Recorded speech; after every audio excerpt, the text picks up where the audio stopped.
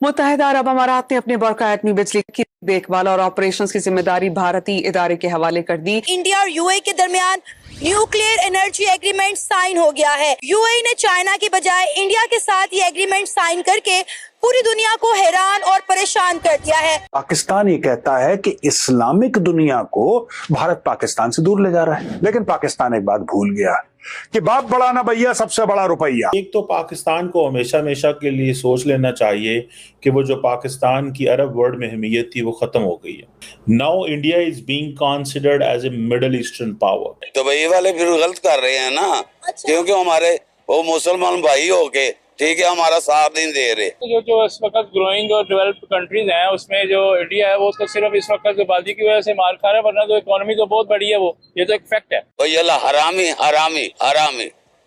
Sir Dubai को on camera गालियां दे रहे हैं सिर्फ इसलिए कि दुबई इंडिया के साथ जो है नए नए प्रोजेक्ट साइन कर रहे हैं, इंडियन को नौकरियां दे रहे हैं। क्यों कर रहे हैं? उनको गालियां दे रहे हैं ऑन कैमरा। लेकिन इंडिया उनको नई चीज दे रहा है जो मिडिल ईस्ट को चाहिए, that is renewables, that is technology, that is innovation. अब पाकिस्तान को क्या मिर्ची लगी है? पाकिस्तान की ये मिर्ची है कि यार भारत जो है कभी सऊदी अरब में मंदिर की बात कर रहा है, कभी यूएई में तो बना ही दिया उसने, यूएई में तो बना ही दिया। और भारत की जो डिप्लोमेसी चल रही है सारे मुस्लिम देशों के साथ बेहतरीन चल रही है। कि हम तो कहते हैं कि मुसलमान एक जिस्म के मानंद है। मुसलमान को एक को दर्द होती है, दूसरे को दूसरा खुद महसूस करता है। तो यहाँ पर मुस्लिम कंट्री जितने भी वो इंडिया की तरफ ज्यादा तवज्जो दे रहे हैं, इंडिया को ज्यादा वो प्रेफरेंस दे रहे हैं, पाकिस्तान को कोई पूछ नहीं रहा। ऐसा क्यों है? हाल ही में ये उन्होंने यूएई के पाकिस्तान के अंदर पाबंदी भी लगाई है कि हमने वीजा जो है ना वो नहीं देना। पहले जो नारा था वो लगता था पाकिस्तान जिंदाबाद। आप पता है क्या कहते हैं? आप कहते हैं पाकिस्तान से जिंदाबाद, यानी कि वो कह रहे हैं जिंदा भागना है पाकिस्तान से, बेशक हमारा वीजा बांग्लादेश के क्यों ना लग जाए। पाकिस्तान के पास पैसे ही नहीं है, उनका नाम लेके क्या करना। ये तो अमीरों की महफिल है ना यार। ये जो मुंबई में हुआ अमीरों की महफिल है, उधर फकीरों का कोई काम ही नहीं है।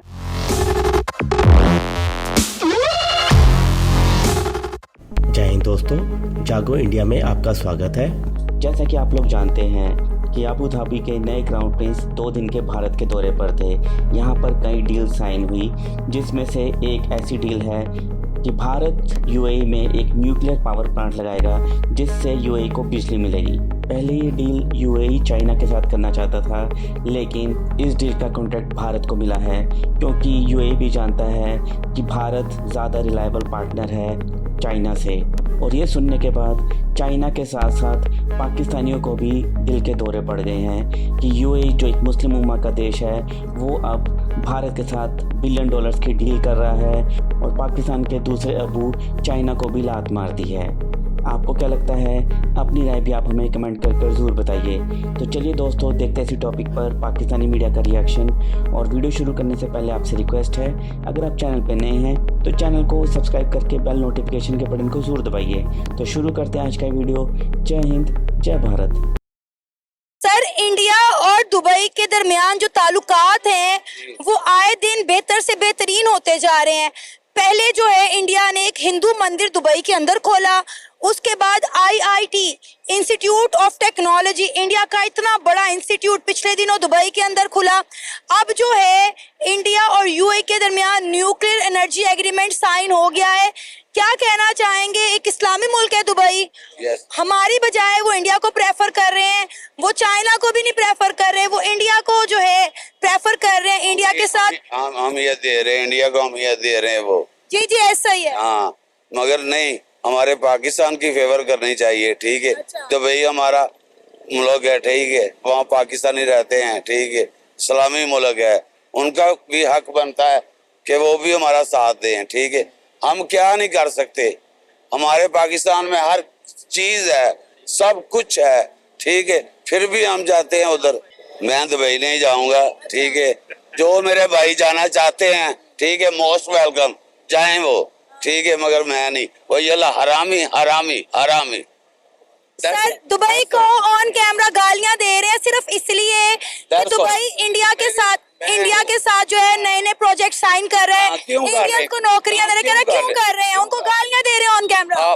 गाली किसी को नहीं देनी चाहिए, पहले खुद को पहले भाईजान कुरान पाक का फैसला, जैसे वहां वैसे उनका जैसे अवाम वैसे हुक्मरान। मेरी बात को आप समझने एक मिनट ना उनकी बात भी सुन ले। मैं एज ए अब्बासी हूँ। अब्बासी आपको पता है, मैंने यहाँ के किसी को कहा कि मैं अब्बासी हूँ, मैंने किसी को कहा कि मैंने यहाँ अब्बासी हूँ, वो कहता है ये कौन चंगड़ होते हैं। आप जब तक अपने मौसलों को याद नहीं रखेंगे ना, तो आप इसी तरह जलील होंगे, इसी तरह बर्बाद होंगे। मैं आपको बताता हूँ अब्बासी कौन थे, जिन्होंने पाकिस्तान को सबसे पहले सपोर्ट किया, जिसने 72 करोड़ रुपया दिया उस वक्त जब 54, 58 और टकी के पैसे। ठीक। आप लोगों ने मौसलों को भूल गए हैं। आप ये मुझे एक सवाल है मेरे सब हुक्मरानों से, सारे ये जो पहले 3.5 साल वाला जो गया है भाई साहब, मैं उसे गाली नहीं दूंगा क्योंकि मेरे खून में ये चीजें नहीं है। मैं सिर्फ यही कहना चाह रहा हूँ कि 3.5 साल में उसने क्या कमी लेके आया। नवाज शरीफ दौर में उस वक्त भी यानी कि कमी थी, महंगाई थी, इतनी नहीं थी, लेकिन यहाँ वहां पे खुशहाली थी। एक तो पाकिस्तान को हमेशा हमेशा के लिए सोच लेना चाहिए कि वो जो पाकिस्तान की अरब वर्ल्ड में अहमियत थी वो खत्म हो गई है। Now India is being considered as a middle eastern power, कि इंडिया के अंदर जितने भी लोग सेटल नहीं है वो मिडल ईस्ट में जाके सेटल हों, और दूसरा ये है कि हमें इतनी बड़ी पॉपुलेशन है कि हमें आपकी जो कमोडिटी है वो चाहिए, लेकिन इंडिया उनको नई चीज दे रहा है जो मिडल ईस्ट को चाहिए। That is renewables, that is technology, that is innovation. ये 3-4 चीजों पे इंडिया उनके साथ काम कर रहा है, and particularly technology and innovation. ये चीजें जो है अरबियों को पसंद है स्टेट लेवल पे। अगर मैं आपको सही तौर पे बताऊं कि दे बिलीव कि energy renewable and technology and innovation. Renewable आजकल वेस्ट को खुश करने के लिए जी हम बड़ा रिन्यूएबल एंड ऑल दैट, और वैसे भी इटसेल्फ भी इंडिया यूरोप से ज्यादा मिडल ईस्ट समझता है the world is moving towards. वो खुद रिन्यूएबल पे जाना शुरू हो गए हैं क्योंकि उधर हीट शीट बड़ी है, विंड शिंड भी है, वहां पे समंदर भी उनके पास हैं, तो वो इस चीज में वो चले गए।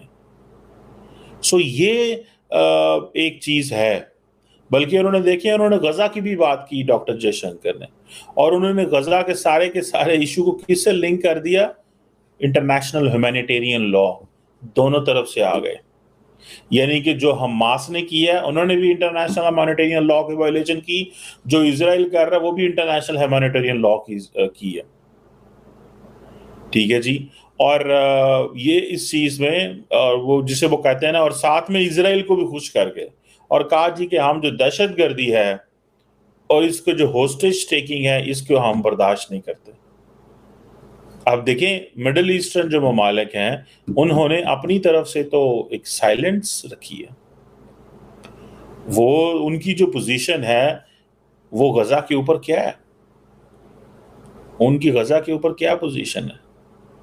अगर इंडिया, वैसे तो सारे हमास को सपोर्ट करते हैं लेकिन वो कहते हैं कि ये टेररिज्म है।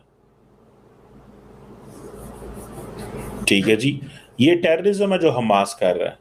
सो इंडिया ने अपने इजराइल से ताल्लुकात खराब नहीं किए, इंडिया ने अपने इजराइल से ताल्लुकात खराब नहीं किए, इंडिया ने हमास को as a terrorism, act of terrorism कहा है। और एंड होस्टेज टेकिंग हमास ही टेररिज्म कर रही है ना, as per Israel and as per west and as per America. So India वही पोजीशन ले रहा है, लेकिन इजराइल को क्रिटिसाइज कर दिया in the perspective of the humanitarian law, उनको ह्यूमैनिटेरियन लॉ के पर्सपेक्टिव में ले आए और कहा कि पाइन तुसी जड़ा ना तुसी है इंटरनेशनल ह्यूमैनिटेरियन लॉ के वायलेशन कर रहे हो।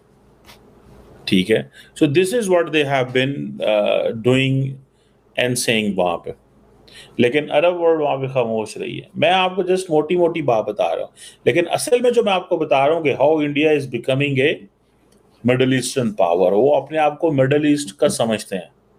आपको याद है ना डॉक्टर जयशंकर ने पहला दौरा श्रीलंका का और दूसरा दौरा अबू धाबी का किया था। तो वो कहते हैं कि हम लुक ईस्ट भी हैं, हम लुक वेस्ट भी हैं।